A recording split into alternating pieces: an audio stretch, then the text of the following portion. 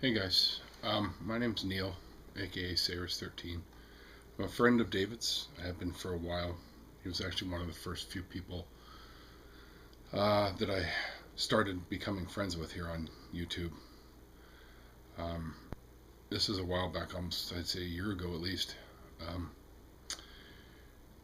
he asked me to do a video for him, which I've originally posted on my channel and now am posting on his channel. I'm not going to go into detail because it's all in the video, but I am here to let you, his friends and fans and subs, know that if you need to know anything, you can come to my channel and PM me, and I'll give you the best answers that I can. And if I don't know them, I'll find out from David, as I am in direct contact with him. Anyway, this video is long enough without me blabbering on, but now you know what to do. Just please leave him some comforting words here as well, alright? And without further ado, here's the video.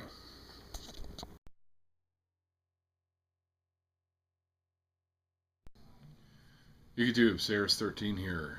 I'm doing this video for a friend of mine here on YouTube. Friend of yours as well. Most of you are subscribed to him as well. His name's BeginTheUprising, or David as you know him also. He hasn't been around much lately. There's a good reason as to why. Partially because his computer kind of crapped out and his camera kind of crapped out. So, without further ado, I will read to you what he has posted on his Facebook page. He has asked me to do this. This video will be posted on my channel as well as his channel, so that all the people that he knows or that we both know will know what's happening, okay? It's a long story.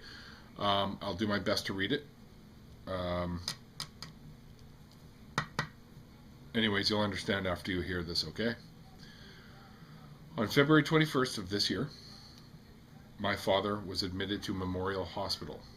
The past week, he was falling down a lot, complaining about headaches and dizziness, and have been noticing behavioral changes. They've been noticing changes. We knew something was not right, so we took him to the ER. Anyways, it turns out my father had a brain tumor. This was crushing news to my family. The tumor was about 6 centimeters big, which is enormous for a brain tumor. The following day, he was taken to the ICU, and the neurosurgeon did a biopsy. This is where they cut a sample of the tumor to figure out if it's cancerous or not. For those of you who don't know what it is.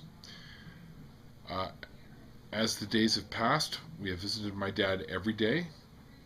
He was not able to breathe on his own, so he was connected to a ventilator, which was breathing for him.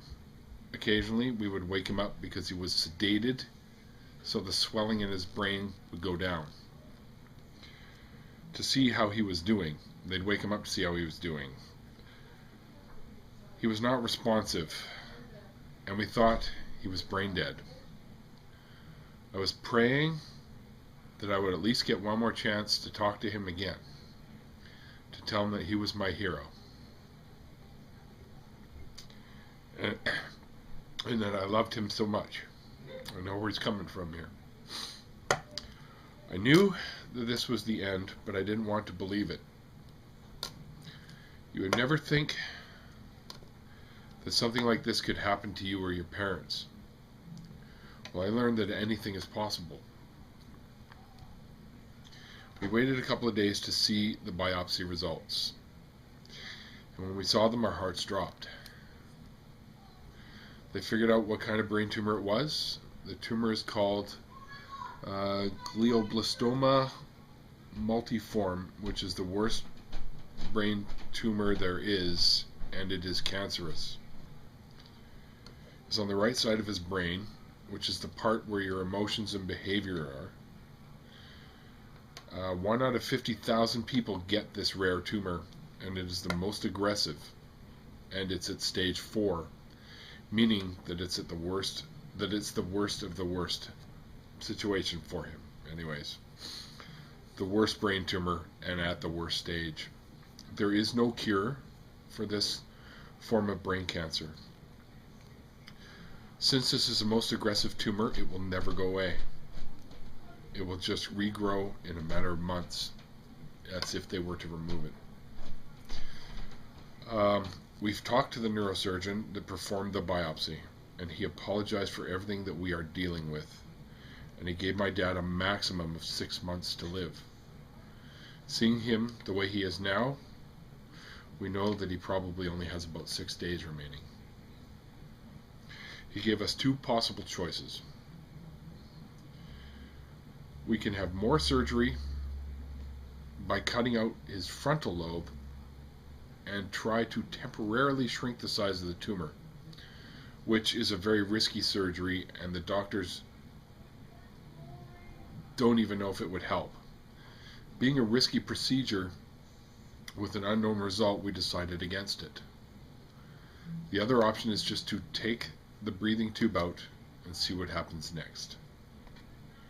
But remember, my dad could not breathe on his own. So either way, no matter what option we choose, death was ensured at the end of every one. After thinking for 3 days straight, we came to an agreement. We're just going to take out the breathing tube and see what happens. If he dies, he dies. We don't want him to suffer anymore.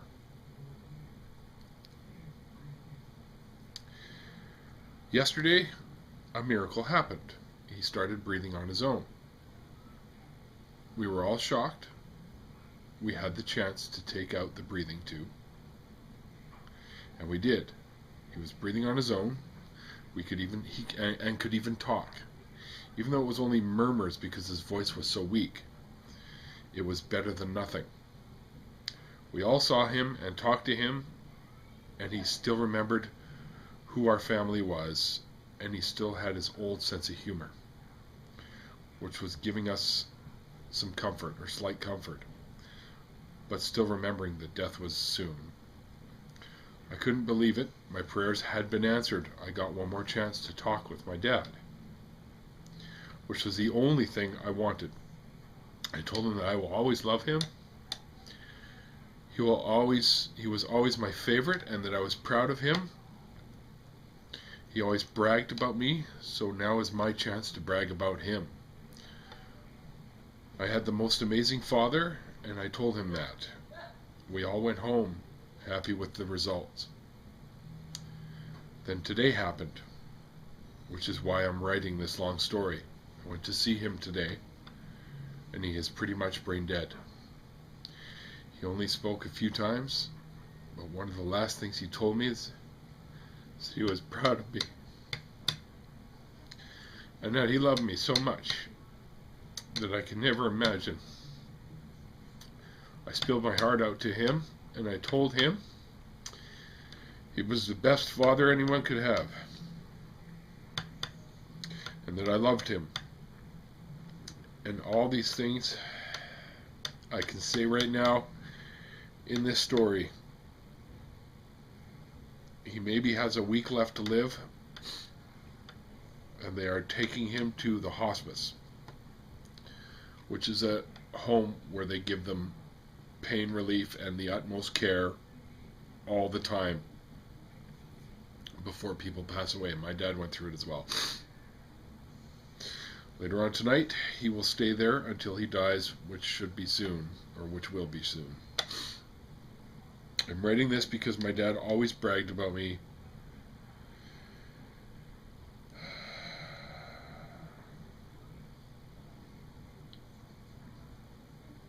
He always bragged about me and how he loved me so much and how proud he was of me. I never got the chance to brag about him, so I'm doing it now.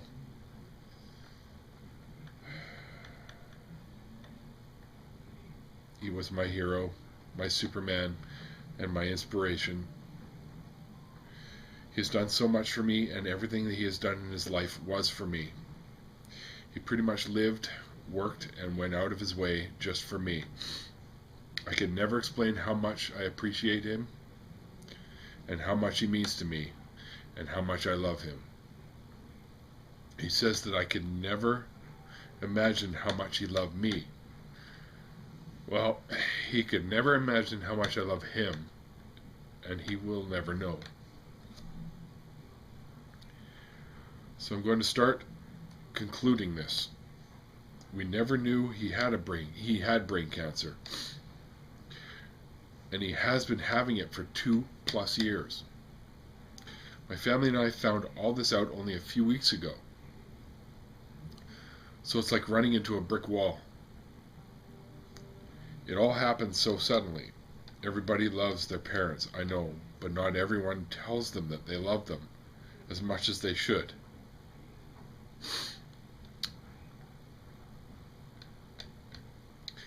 Please don't take your parents for granted.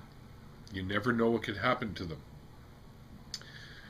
You only realize exactly how much you love them until something like this happens. Sorry, that's the buzzer for the dryer. You only realize exactly how much you love them until something like this happens, where they are guaranteed death. Don't wait until the last minute, where they are about to die, to tell them how much you love them and care for them. Don't fight with them today, because you never know what could happen to them tomorrow. Cherish them. You only have 2. Thank you guys so much for reading this, or for listening to me read it. It shows that you are true friends of mine if you made it this far. If you ever need something, let me know, and I'll do my best to do it for you. And he will. I know David, and he will. Just like how a parent would treat their kids. They would do anything for them because they love them. I think I know what he's trying to say, you guys. And in his closing words he writes, I love you, Dad, and I know you will be with God soon. I'll meet you up there one day and talk about the memories we've had. Until then, you rest, be comfortable, and try not to suffer. Your suffering will be over soon. And he thanks everyone again. Well, sorry guys, it's pretty tough for me to read something like this because I just went through it as well recently over the summer. So I know where he's coming from.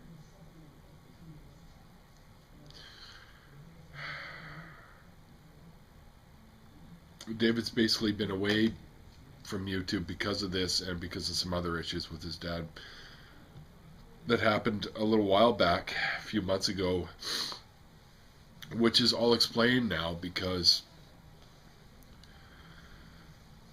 once they found out that he had the tumor, it explains his behavior in the past. I'm not going to go into details, but let's just say his dad wasn't exactly behaving the way he should have been, and he was getting into some trouble and stuff. But at least now they know why, and they can, and it just helps with everything. It helps in forgiving, and it helps for everything to come to full circle. I know what it's like for that.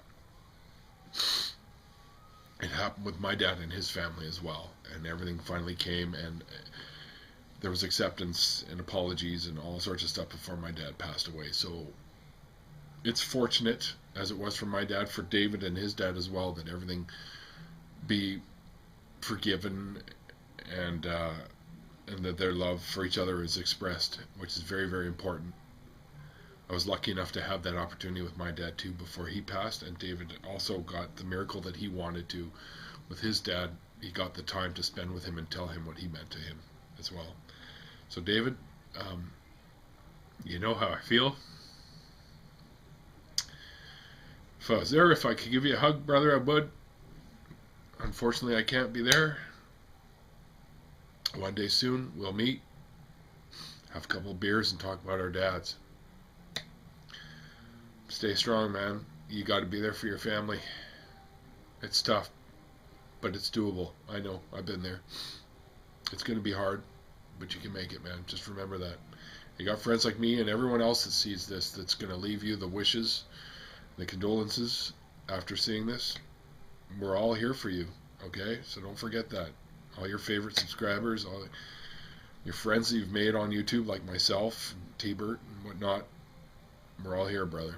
All right, so remember that. stay strong, my friend. Anything you need, like I said on the phone, anything you need, just give me a call or text me or whatever. I'm there, okay? Anyways, guys, that's about all I have to say right now.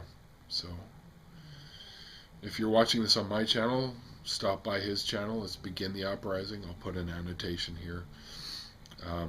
I'll put it actually in the description box on my channel. Stop by there and give him, and show David some love, okay? I'm not sure when he'll be on to see it all, but he'll be on eventually. I will be uploading this onto his channel as well. He's entrusted me to do so. So, sorry guys if I got a little broken down at times, but as you can imagine, I know exactly how David feels, and it's hard when you lose somebody like that that's that close to you. And he tells me he was quite close with his dad, as I was with mine. So I know exactly what he's feeling. I'm sure he'll go through it. I did too. You know, a few days, just nothing but crying. But you need to do that. You need to get that out, because it makes it so that when you're with your family, you're strong enough to show them support and love. And you'll be amazed. The people around you in your life will come around and support you. We were lucky enough to have our family, relatives, friends, even my boss from work came around. People come out of the woodwork to help, and David, I really hope and I pray that that happens with you as well.